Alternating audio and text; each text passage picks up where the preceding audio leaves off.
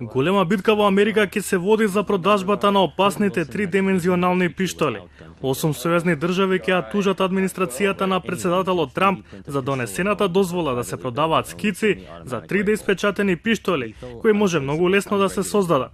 Секој кој има 3D печатач со скиците на компанијата Defense Distributed ќе може да направи пиштол од пластика со многу ефтини материјали.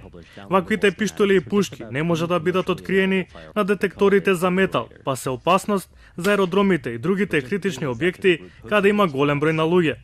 Тужбата против Трамп ќе ја води сојузниот државен обвинител во Вашингтон, Боб Фергусон. This settlement has already been filed with the courts, and we recently learned that the organization in question, Defense Distributed, plans to post its downloadable ghost guns online this Wednesday. We intend to stop that from happening nationwide.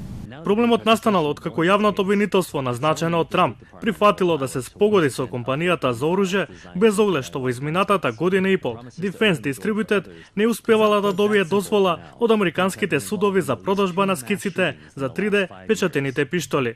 It was clearly a very political move on their part, and it's one that definitely puts lives in danger around our country. Обвинителот Фергусон потенцира и дека со брзиот пристап до 3D оружје се создава огромна опасност врз националната безбедност на САД, бидејќи секој терорист, насилник или криминалец без никаква проверка, документ или дозвола ќе може да дојде до пиштол кој не може да се следи.